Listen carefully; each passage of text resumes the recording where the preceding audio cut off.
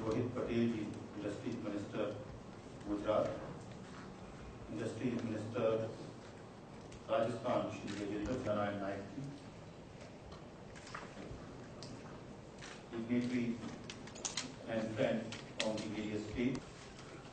Sir, सबसे पहले तो मैं ऑनरेबल सीएम का बहुत बहुत मशहूर हूँ कि उन्होंने भी करता हूँ कि आपने इसको होस्ट करना स्वीकार किया और आपने इसमें सभी के लिए बहुत।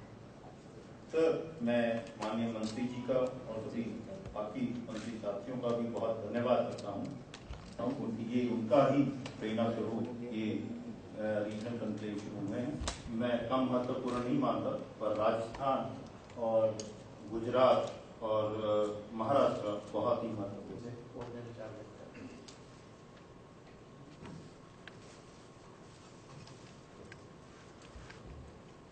सर्वप्रथम मैं गुजरात के मुख्यमंत्री का हृदयपूर्वक हमारे विभाग की ओर से स्वागत करता हूं और उन्होंने जो समय दिया और गुजरात सरकार ने ये कॉर्पोरेट को होस्ट करने का आयोजन किया, इसलिए मैं उनको आभार प्रकट करता हूँ।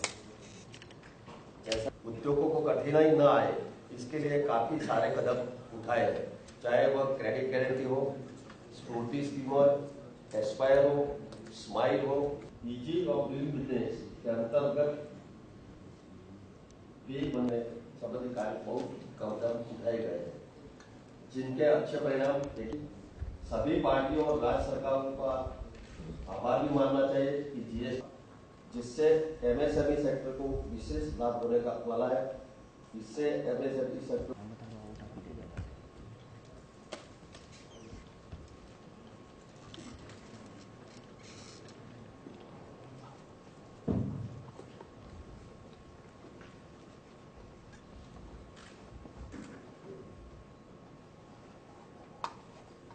भारत सरकार के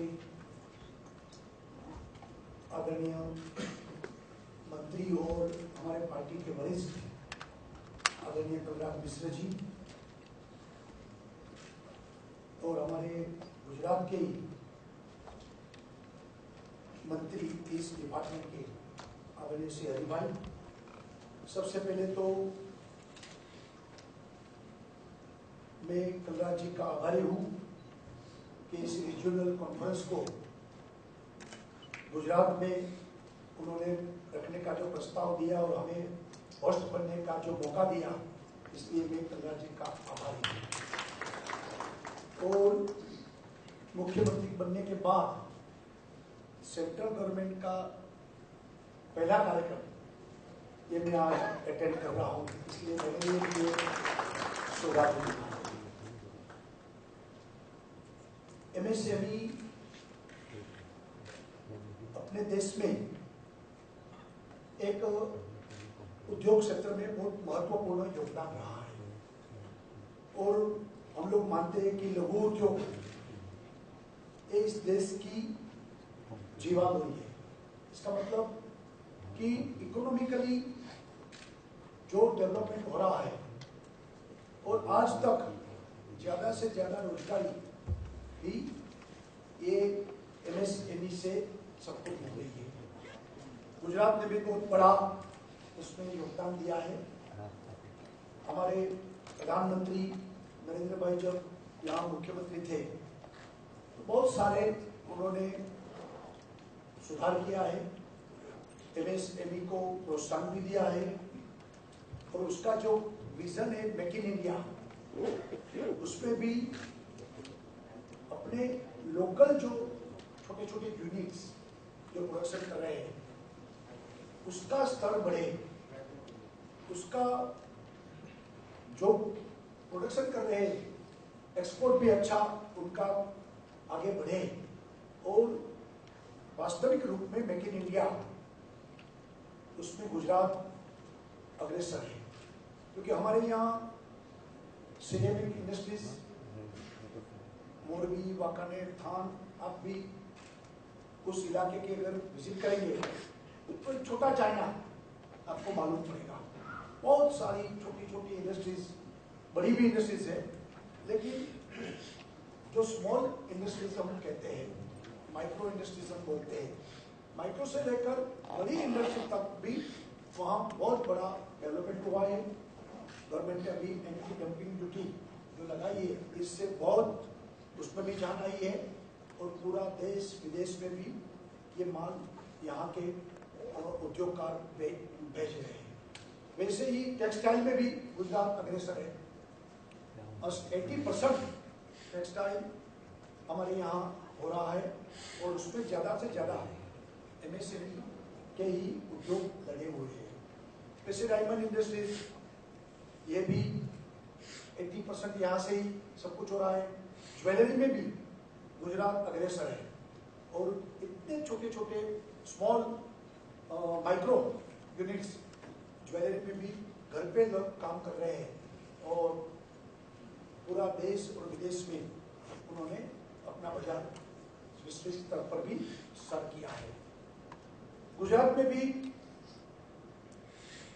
एक सही दिशा में हम लोगों ने काम किया है और हमारे यहाँ भी आईएफसी सिंगल विंडो की अंतर्गत विविध 10 विभागों में करीब 46 तरह की मंजूरियां के लिए आवेदन करने के लिए, फीस जमा करने के लिए प्रमाण पत्र एवं मंजूरी सिंगल विंडो सिस्टम से दी जाती है। लघु उद्योगों का भी ये मानना है कि एक तो स्मॉल यानी कि माइक्रो इंडस्ट्रीज अगर 25 लाख रुपए में वो चलाते हैं और 85 मंजूरी उनको लेने के लिए जाना पड़ता है, तो ये वो अपना प्रोडक्शन करे कि ये मंजूरी लेने के लिए इधर उधर घूमे, तो उसको एक सिंप्लीफाई बनाना ये आज की आवश्यकता है। और उनका भी ये सब लघु उद्योग वालों को भी मानना है कि उसमें कुछ सिंप्लीफाई हो जाए। और नरेंद्र भाई ने जी, प्रधानमंत्री जी ने भी बताया है कि वहीवट को यानी कि एडमिनिस्ट्रेशन इतना हम सिंप्लीफाई बनाए कि जिसके कारण लोगों को असुविधा ना हो, करप्शन ना हो और तकलीफ भी ना हो। तो उसमें भी हम लोगों ने सिंगल सिस्टम बनाकर जल्दी से जल्दी उनको एक सब मंजूरी जल्दी मिल जाए, इस तरीके से एक प्रदान किया है। इसलिए उद्यमियों को एक ही बार आईडी प्राप्त करना होगा। अप्रैल 2016 से जुलाई 2016 की अवधि में 12,000 से ज्यादा अधिक आवेदन इन्वेस्टर फैसिलिटेशन से पोर्टल के जरिए मिलते हैं और ये फैसिलिटेशन पोर्टल जो डेवलप किया है, इसके कारण उनको ज्यादा से ज्यादा फैसिलिटी जल्दी से जल्दी मिले, ये गुजरात ने ये अच्छा प्रयोग किया है। भारत सरकार के DIPP विभाग के आंकड़ों के अनुसार भारत देश में 12वीं पंचवर्षीय योजना में देश में सबसे ज्यादा निवेश प्राप्त करने वाला राज्य गुजरात रहा है और देश में 16,95,140 करोड़ रुपए का निवेश हुआ, जिसमें से 19% यानी कि 3,18,519 करोड़ रुपए का निवेश सिर्फ गुजरात राज्य में हुआ है। बात यहाँ नहीं रुकती है, निवेश की अमलीकरण में भी गुजरात देश में सबसे प्रथम है।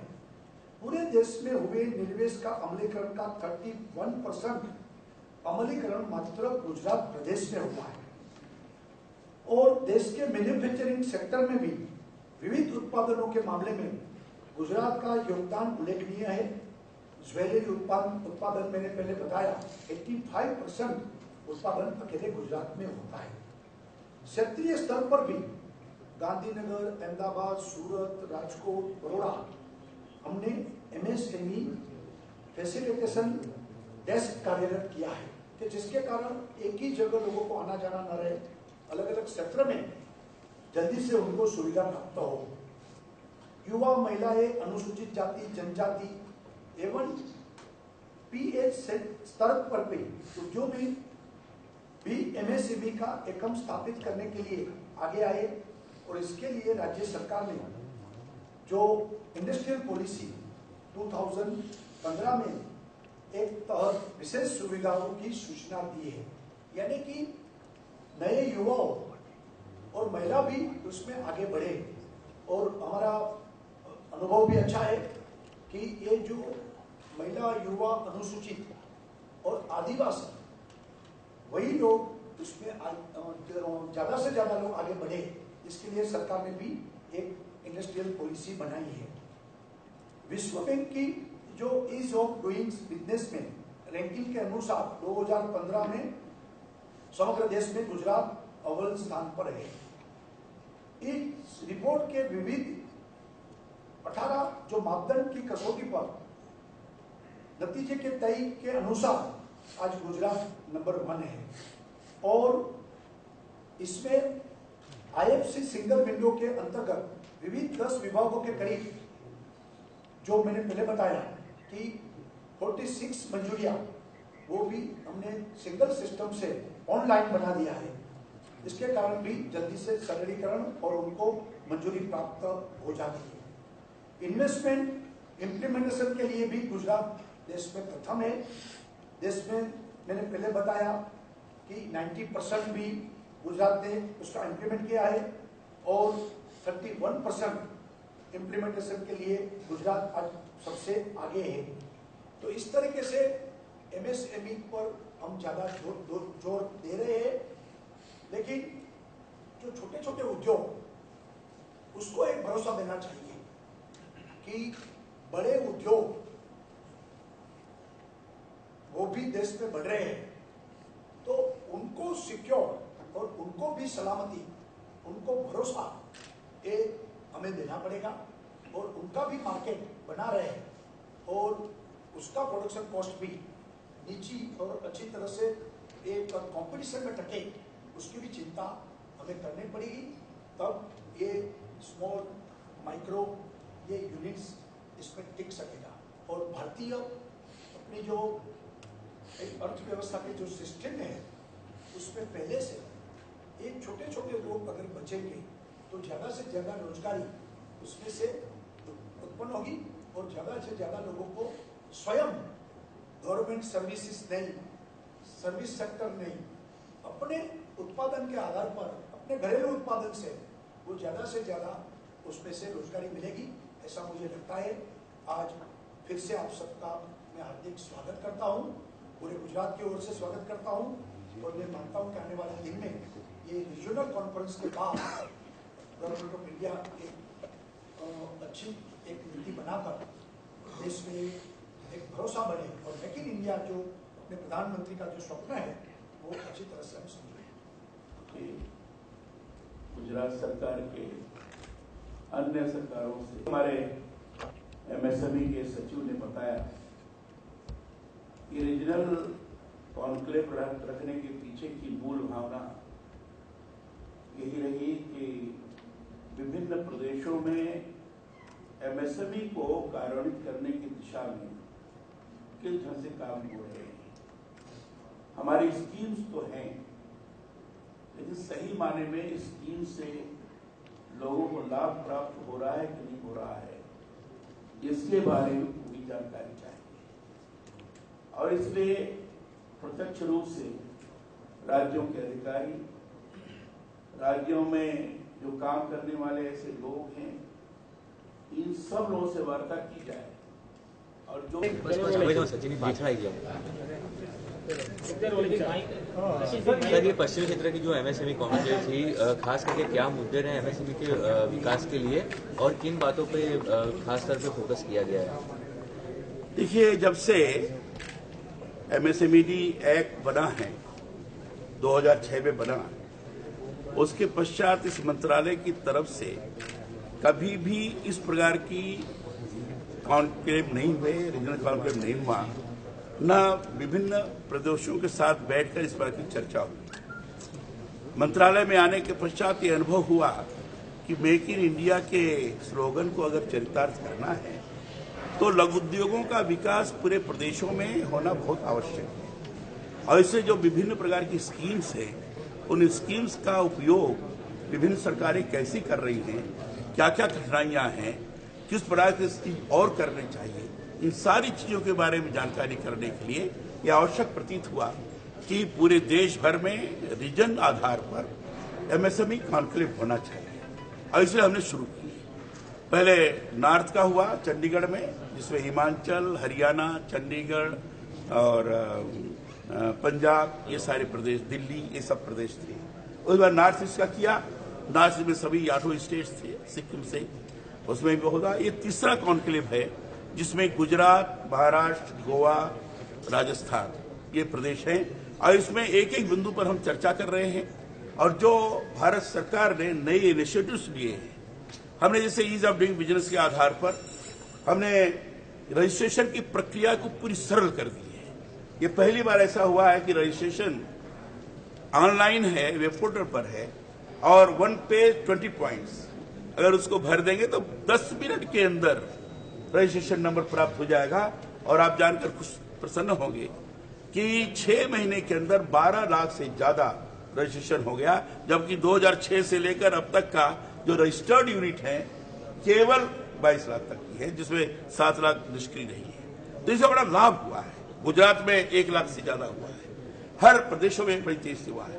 दूसरा, एक जो सिक यूनिट्स हैं, सिक यूनिट न होने पाए, एनपीए न होने पाए, इसके लिए revival and rehabilitation of the enterprises ये करके नोटिफिकेशन में किया, और उसका लाभ ही हुआ है कि बैंक जो है, जो 10 लाख तक का है कर्जा जल्दी नहीं चुकता पड़ रहा है, इनकी ब्रांच मैनेजर मीटिंग लेगा, उनको अवसर देगा, और एक इसके ऊपर का एक करेक्टिव एक्शन प्लान कमेटी बनेगी, वो विचार करेगी, अवसर देगी ताकि वो एनपीए न होने पाए, और सिक यूनिट जो है जिनकी रिवाइवल की संभावना है वो भी देंगे, तो इससे हमें लाभ होगा, वो सिक नहीं होने पाएगी। ये हमारा प्रयास है।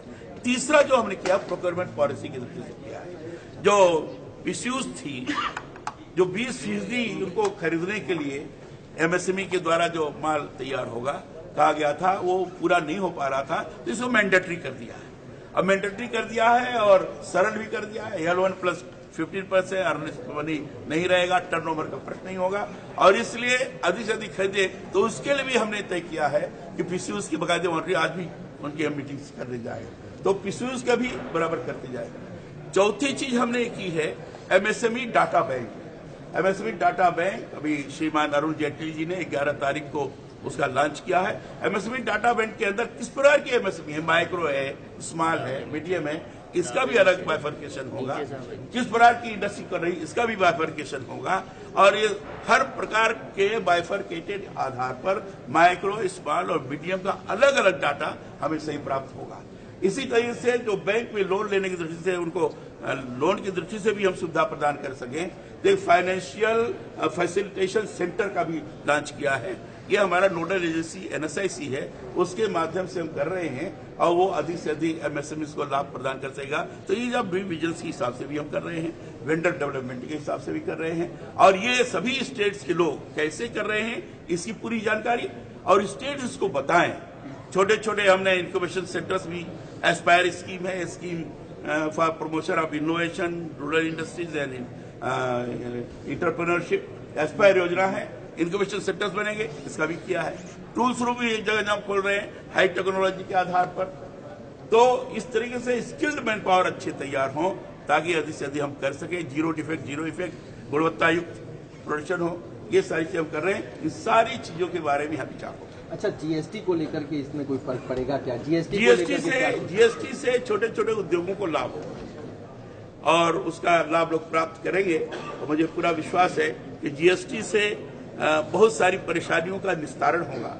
जो अनेक प्रकार के इंस्पेक्टर्स के कारण वो परेशान होते रहते थे, उससे छूट मिलेगी। अच्छा, फूड एंड सप्लाईज जो है, उसकी जो इंडस्ट्रीज है, मीडियम एंड स्मॉल इंडस्ट्रीज की, तो उनकी ये डिमांड है कि उसमें कुछ सब्सिडी उनको मिलनी चाहिए, तब जाकर के वो सर्वाइव कर पाएंगे। हमारे यहाँ तो उसमें भी सब्सिडी है, और हमारे यहाँ स्कीम्स इतनी है कि स्कीम से सब्सिडी प्राप्त है। अभी इतना अवेयरनेस जो है, अवेयरनेस की कमी है। ये जो कॉन्क्लेव कर रहे हैं, इसके पीछे की भूमिका भी यही है कि अधिक से अधिक हम लोगों को जानकारी प्रदान कर सकें। सारी चीजें ऑनलाइन हो गई है, हमारी वेबसाइट पर है।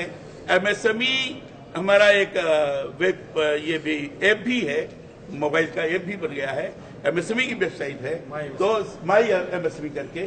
तो ये सारी चीजें हमने इस ढंग से किया है कि हर दृष्टि से लोग उसकी जानकारी प्राप्त कर सके, जिससे कारण कहने को ये ना मिले क्या करे साहब, हमें तो पता ही नहीं था। तो उसका लाभ प्राप्त भारत सरकार की तरफ से पैसे की कमी नहीं है। Prime minister employment generation programme के द्वारा गांव में हम विलेज इंडस्ट्री अधिक से अधिक करवा सके, ये भी हमारा प्रयास है। अच्छा सर एक आखिरी सवाल है, 75 इयर्स की एज वाला जो मामला है केंद्र सरकार ने किया है और आप भी नजदीक पहुंच चुके हैं, उसके बारे में आपका खुद का क्या मानना है? भैया आज तो मिलेंगे ना आप अध्यक्ष से, अध्यक्ष तो आज भेंट होगी ना, तो उन्हीं से बात कर लेना। नहीं, पर क्या ये रीजन माना जाए? भैया ये हमें तो पता नहीं है। मेरा ये कहना है कि आज राष्ट्रीय अध्यक्ष जी मिलेंगे, उनसे अब कुछ लेना, उनको भी पता नहीं होगा। ये अखबार की कृपा है सब।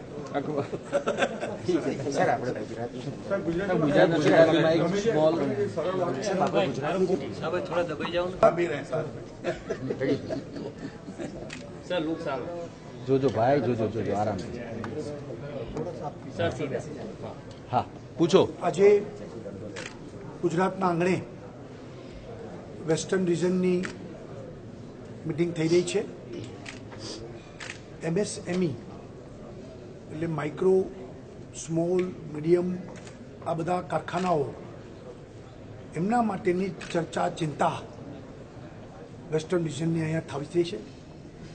ગુજરાત વર્ષોથી એમાં સૌથી આગળ છે। દરેક આંકમાં ગુજરાત નંબર 1 છે। માઇક્રો એટલે કે 25 લાખથી નાના કારખાનાઓ એ 80% છે। એનો અર્થ એ છે કે ગુજરાતીઓની સાહસિકતા, ગુજરાતીઓનો વેપાર કરવાની જે પ્રકૃતિ એને આધારિત છે અને એટલે જ ગુજરાતમાં લઘુ ઉદ્યોગો એ પણ એક બહુ મોટો એમનો વ્યાપ છે। ગુજરાતે એનું સરળીકરણ સિંગલ વિન્ડો સિસ્ટમ કે નાનો કારખાનેદાર એનું રજિસ્ટ્રેશન કરાવે તો 45 પ્રકારની જે મંજૂરીઓ એ એક જ વિન્ડોથી એમને મળી જાય અને એમને અલગ અલગ જગ્યાએ ધક્કા ખાવા ન પડે એ વ્યવસ્થા કરી છે। સાથે સાથે textile policy plus schedule caste, આદિવાસી, મહિલા એમાં 1% વ્યાજ એ સરકાર ભોગવશે અને એ લોકોને પણ એક સસ્ટેન થઈ શકે એ માટેની પણ આખી MSMEમાં ગુજરાત સરકારે ઇનિશિયેટિવ લીધો છે કે આ બધા કારખાના ટકી શકે। અને એ સિવાય GIDCમાં પણ એક આપણે ફક્ત ગ્રાઉન્ડ ફ્લોર ઉપર નહીં પરંતુ મલ્ટી ફ્લોર એ માટે પણ આવનારા દિવસોમાં અલગ અલગ GIDCમાં આપણે આ પ્રયોગ શરૂ કરવાના છે અને એ જ જગ્યાઓ ઉપર જમીનના વધતા ભાવને કારણે નાના એન્ટરપ્રાઇઝને તકલીફ ન પડે, નાના કારખાનાને તકલીફ ન પડે માટે GIDCમાં અમે વધુ સુવિધા આપવાના છીએ અને બીજું માળ, ત્રીજો માળ એના ઉપર નાના નાના કારખાના ચાલે એ પ્રકારની પણ એક વ્યવસ્થા કરવાના છીએ।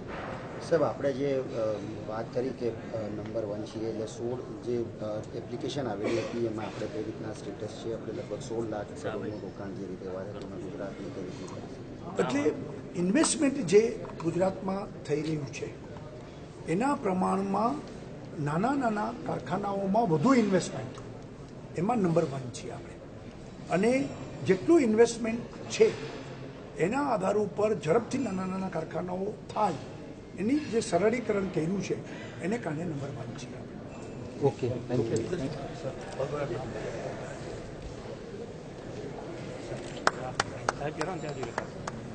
बहुत अच्छा खाली का सर, चलिए